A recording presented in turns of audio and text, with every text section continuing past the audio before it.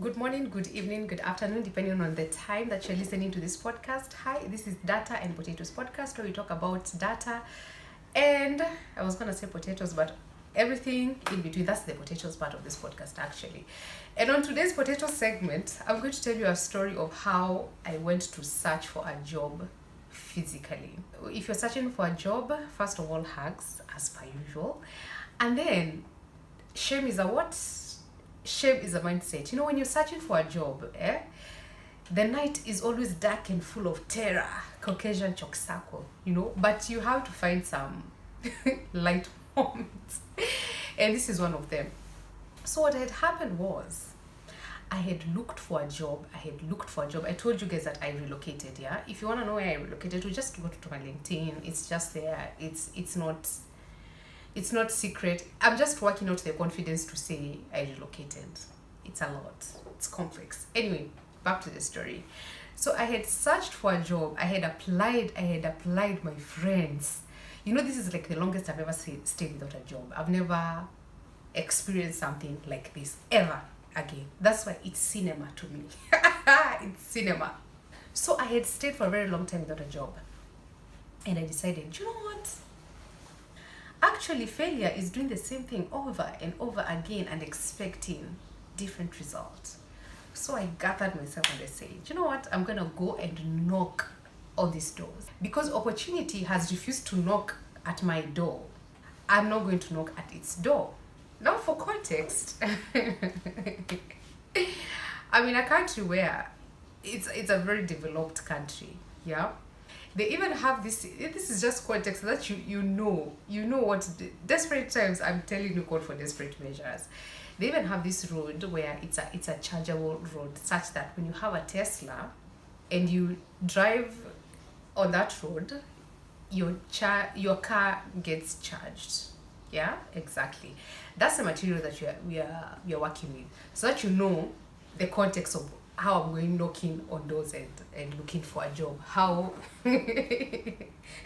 how upstairs was not nice. So may I come and tell my brother that, hey, I want to go and look for a job. He knows. He knew very well that this is nothing. But he just looked at me and it's like, you're young and full of hope. I'm not going to be the one. So here's fare, here's taxi money, metro money. Just go. So the weekend before my great adventure, I am a strong believer of risk management. I love it. I like risk analysis, low-key. So every time I'm going to do something, I have to ask myself, what could go wrong in this developed country when I want to go and look for a job? And it dawned on me that the only thing that could go wrong is I could be denied access to the offices, because a lot of the offices here, they have the front office, which the security is very tight. For you to get through some of this security, you need to have like an appointment and you need to know who you're going to see so that they can let you in. I say, not to worry, I'm not your ordinary job seeker. Not to worry. I came up with a plan. So I decided I'm not going to go blindly. I'm going to just map an area and then look for the companies that are in that area. I got my companies 1, 2, 3, 4. I decided that I'm going to look for those companies on LinkedIn, research their story, go on LinkedIn, look at the people that work there. So I marked my target. So and so works here, so and so works here, so and so. Not that I know them, but I need a name to say at the entrance. That was out of the way. The other thing is I need to dress believably. This is how I looked like that morning. So I say, I need to look good. I need to look like I'm going somewhere. That one was very sorted. So I did my stuff. On Monday, I leave the house. My confidence level was where? Here. So now I want you to know to see how we are working from there going down. So I dress up really nicely with my heels. You know what they say, that there's nothing you cannot conquer when you're wearing your heels. I also carried flats because sometimes the distance from the metro station to like the office was a bit much. So I would walk with my flats and then at some point change into my heels and like become that career lady and now get into the offices. Smelled so good, looked so good. Here is me in the morning, a girl full of hope. I don't have a clear photo because Snapchat. I was a girl full of hope, going outside to chase the dreams. Nothing could have stopped me at this moment. So I go to my first target, which is the office. I'm not gonna mention that office. I when I got there, getting past the security was not a hard thing. I've already told you my plan. I had rehearsed. I'm not your ordinary. So I went to the front office looking very confident. I said, "Good afternoon, ma'am." I said, "Good afternoon." I said, "I'm here. I'm going to fourth floor. I'm going to company so and I wanted to go and see so and so." The name that I took from where? LinkedIn. Brains Twango. She told me, "Okay, I want to get your details." I said, "Okay, I'm Grace. I work." That time I was writing for Insider Finance. I was writing finance articles for Insider Finance. I said, "I'm a finance analysis writer at Insider Finance." I said, "I'm a finance analysis writer at Insider Finance, and I would like to see so and so." Took my details. She asked me, "Do you have an ID?" I gave her my national ID, and then she gave me the key. Now in that office, I realized that, in that office, even the lifts, like you need a card. Like if you're going to fourth floor, like you will be given a card that will open the lift to like fourth floor. So I went, tapped in the security, blah, blah, blah. I went feeling very happy and telling myself, "Hey, who is like me?" I said, "Thank you, Jesus, for granting me access to like, this place." My friend, no sooner had I finished saying that than first real obstacle comes in. So I get out of the lift. So it's me there standing outside this office and I can't get in. Do you know why? The office needs what? A fingerprint so that you can access inside. In short, what I'm trying to say is if you don't work there, there's no way you can get into that office. So I start feeling my confidence coming down a little bit, but I tell myself, yeah, this is just a small obstacle compared to like, what I've just conquered. I stay there 5 minutes. It's 10 minutes now. Now we are looking at 15. Nobody's coming. Now we are looking at 20. Nobody's coming. Hey, I said, "Hey, my Lord, was I foolish to just come all this way?" I said, "Okay, let me," because there was another office next, like at the corner, and that one did not have the fingerprint. "Let me go there and, try my luck and see if they're hiring." So to kill time, I just entered there. And I asked her, "Good afternoon, my name is Grace Sungo. I'm a finance analysis writer at Insider Finance. So I was asking if you have any opportunities." The woman was very gracious. She told me, "See, this is the English I'm using to apply for jobs." She told me that no, they're not hiring, and if they were, the HR is not housed in that place, so they use talent acquisition. So normally when there's a job opening, they post in their career page. She gave me the career page link. She told me, "Just be on the lookout. If we have a job, you will be finding them here." At that very moment, I started questioning myself, my existence, my every single thing. I started telling myself, "Hey, was it? I could have just eaten mandazi with that fair money instead of coming all this way." I said, no, I'm not giving up. I go back and I stand in front of the glass. Now I'm there looking.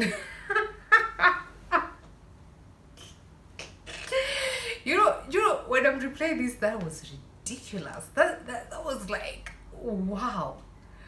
So I'm just standing there. My friend, I stood there for like 30 minutes. And then someone, thank God, this God. Someone passed, so I just wait. So he came and opened. So, I was dressed officially like I showed you. So I did not look like I was looking for a job. I looked like maybe it was a startup. So I looked like maybe I was coming to pitch, maybe I had a solution. So like I came in. So when I came in, like he showed me to the boardroom, I sat, and then he asked me, "Can I offer you coffee or water?" I said, "Just water, please." Looking back, I should have just taken the coffee because the journey ahead was rocky and shaky and full of faith-shaking substances, So I just take water, in fact, the small water. And then he came and sat and said,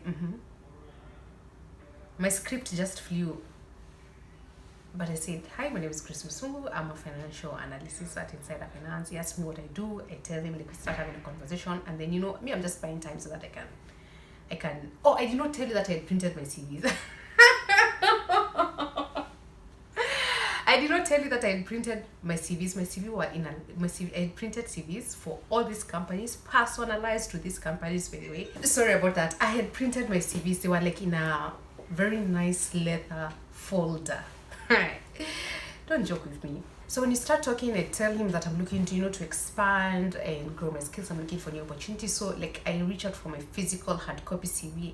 This guy says, Of course he didn't say it like that. I'm just dramatic. He said, we don't pick papers. We do not pick physical papers because we do not pick physical papers or any CV whatsoever for that matter, because the HR of this company is not in this country, it's in Australia. The HR is in Australia, but we do have a career page. You see, the script is starting to script. We do have a career page where you can, go and leave your CV, and then if your skills match, we will get back to you. I said, yeah, thank you so much for your time. He said, thank you. You're faking positivity, but I was downcast. When the Bible says you are downcast, I was so downcast. I said, hey, is this really worth it? But then I decided, what, I already left my house at this point. By the my confidence is like we're working with 6, if I'm really being honest. Yeah, judge me, I don't have a thick skin. Judge me, go ahead and judge me, I don't have it. My name was 6, so I walk with my heels. I'm very tired, so as I exit, I entered another building which had another company that I wanted to like look for a job. This is the one that made me cry. Real tears. I'm not joking. Let me even be serious so that you understand that I cried real tears. So when I went to this company, I sat like at the reception. Same script, me, I don't have a problem with access at this very moment. And when I was there, I see these two, they were data scientists, head of data analytics team. Yeah, I heard because I overheard them talking about a project that they were working in. So I said, hey, today is a day. I will pitch the life out of me to these people until they give me a job. So after like they finished, I was manners. I waited for them to finish talking, and then I approached them and said, oh yeah, these are my skills, blah blah, and I'm looking to expand. Same script. I don't want to repeat them. The guy even excused himself with the conversation. Like, are you even in the right place? Because this lady over here is like the head of data team, so you can talk to them. I like talk to the lady now, and I tell her, and then she tell me, oh my god. She just said that. She said, oh my god. Right now, as we're talking, we are like shifting to a different direction of the company. We've even now we are outsourcing talent, like agencies that have data analytics. That's what we are using right now. We are not hiring individual because we are moving to that direction. I'm very sorry, we cannot help you at this very moment. I was faking positivity. I said, it's okay, it's fine, thank you so much for your time. No, the thank you, I was not faking. Actually, thank you for your time. My friend, I sat down at that this is sad, you guys. I sat down at that chair. Do you know how you want to cry, but then again you're in public, so now you have to pretend there's something that got there's something that got into your eye, so you're trying to remove something in your eye, but in real sense you just cried. My friend, I cried. I sat there and I cried, not weeping, but tears. I couldn't help it. Thank God for this country. They put tissues everywhere. Though I had carried my own tissues in my bag, it's as if I knew I was gonna cry. It's as if I knew I was going to cry. So, I just wiped my tears there. I just sat down, questioning my life, my existence. So I started walking towards outside the building. Just when I was going outside the building, the emotions came back. I started crying. I decided, hey, let me just go back and finish crying. So I went back and I sat there. And you're not allowed to sit there for like more than 10 minutes, I think. But the security, I think, just saw me and was like, you know what, girl, you just finish your stuff and leave. So I went back, cried part two. I said, life is not over. You know, when every time I go through a tough time, I move my hands like this. And then I say, as long as I can move my hands, I am living, I am breathing. Imagine my story is not over. It was actually over. My story was not only over that day, but it was also very over. Yeah. So I said, hey, should I go to this last company, or should I was now left with two companies. So I'm walking thinking, should I just go home? But then I was like, you know, if you're gonna make a fool out of yourself, you're gonna do it to the maximum, because the results need to be optimal. They need to be optimum results, yeah, to the end. So I said, I'm out here. At the end of the day, what's the worst that could happen? So I asked around, no success. Asked around, no success. There's also a restaurant that I wanted to drop my CV. She just looked at me and said, even me, I work here. Even me, I'm just working here. Like, I don't even know the HR. I've never seen them. So, my heart is sinking. At this time, we are just moving with confidence zero. At this time, we are zero. We've not hit the negative yet. It's just zero. So me, I'm walking. I'm tired by this point. I'm really tired of walking. So I take a bus, go to the last company. Now this last company treated me so well. This one I can mention because I knew this company before I went there. I've seen it before. I love that company. It is my dream company. It's called Honeywell. If you're working in Honeywell, whatever it is that you're working in Honeywell in this country, or in whatever part of this world, you're working at my dream company. I don't care what you're doing there. You could be the security person, you could be the cleaner, you could be the one in the kitchen, you could be the front office, you could be the CEO, the data analytics. I am jealous of you. Let me just say that. Whatever capacity you're in that company, you're living my dream, and that's my dream company. And like I mentioned, I knew that company before I went there to look for a job physically. And previously it was my dream company because of its story and like the solutions that they do offer. But also when I landed there, it confirmed to me one more time why this company is my dream company. The vibes in that company are just so cool. Like, people were just friendly. So I went with my heels. I enter the company. I go to the front office. I see this kind lady. We have a chat. She tells me that at that very moment they're not hiring. Though I could send my CV to their talent acquisition. It's just the same. By now I know you're like getting the dream. I could send my CV to their talent acquisition so that I could get considered. At that point, my heart has sunk to a level where I can sink no more. So I just watched as my last bit of hope was just walking outside, but they offered me lunch. Can you imagine? Because it was around lunch hour, they gave me nice lunch. They gave me nice lunch. The lady even came, like we talked about skills and all that. She was just like, friendly. She gave me life advice. We just vibed, we talked at the, like, in the middle of it all. I was just like, you know what, this is not bad. If all I came here for was this plate of pasta and chicken and beef and a cup of coffee, imagine, thank you God, imagine it's okay. Because it could have been worse. But look at me having lunch in my dream company. That's a win I can take. That I can take. That one I can take. And looking at these colleagues, and I had a chat with 1-2 there, and yeah, their skills are really good. So I finished. We had a chat. At that very moment, I'm like, should I excuse myself and leave? Because remember, I have one more company to go, or should I call it quits at this time? And on a high note, the hope is on a negative, but at least I'm feeling nice. I'm feeling good. I left. I said goodbye. She even told me, my daughter is also looking for a job like you. You could connect with her on LinkedIn. We connected. Such a brilliant mind. Very brilliant. Hey, brilliant. And that's the English that I'm applying jobs with. Yeah?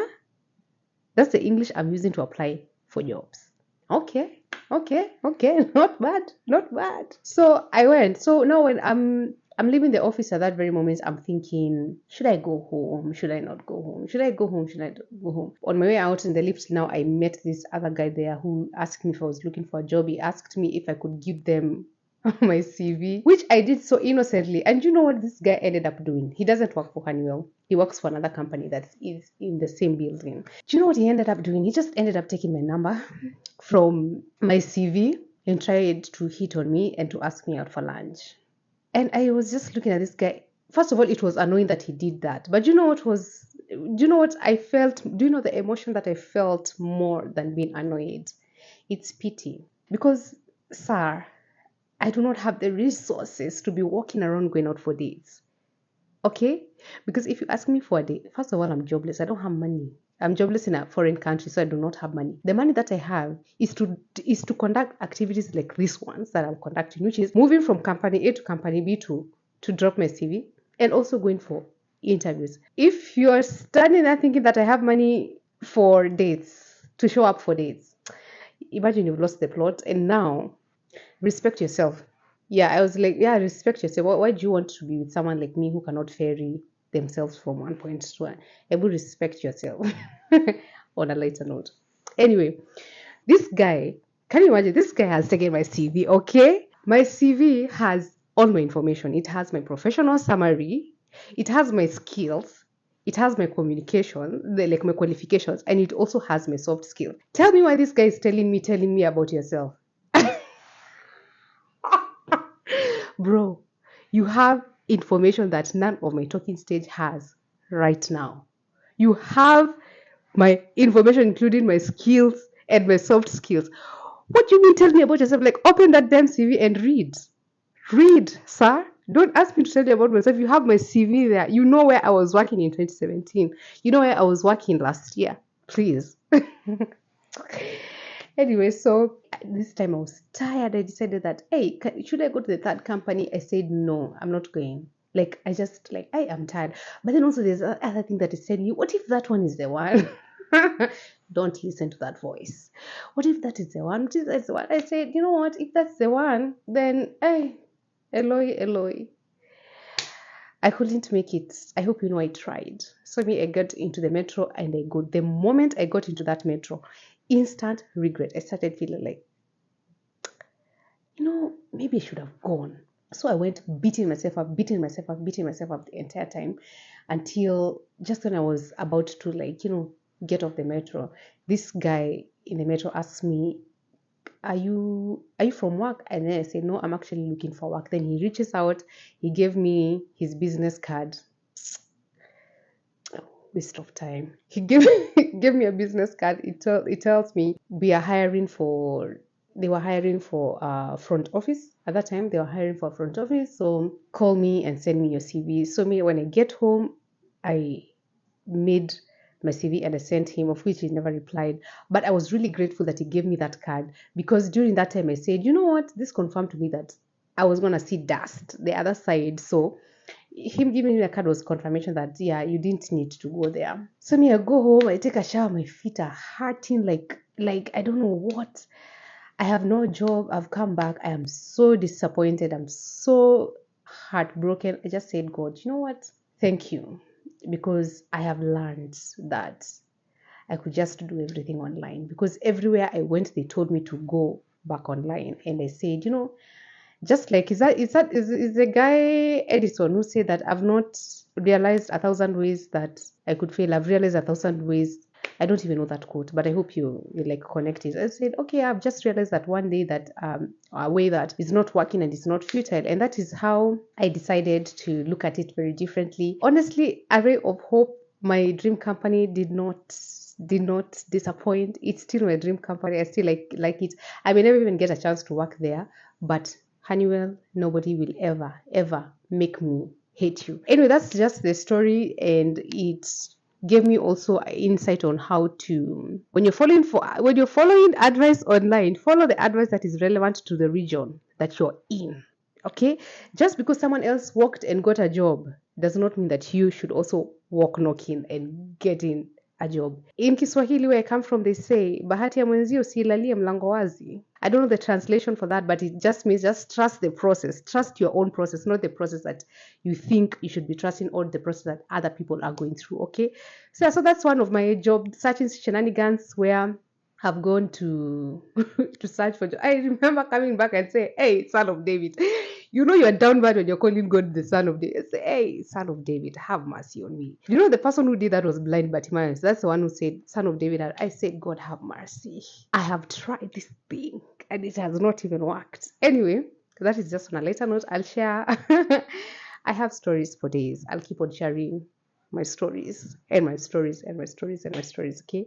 After I've healed completely from the rejection that I got recently, where I went up to the last and final stage of the interview, I might find the courage to come and tell you about it. Yeah? And also get used to seeing this jacket. Vaa nguo hadi wajue ni zako. That's French for keep on wearing your clothes until they can know they are your clothes. Yeah?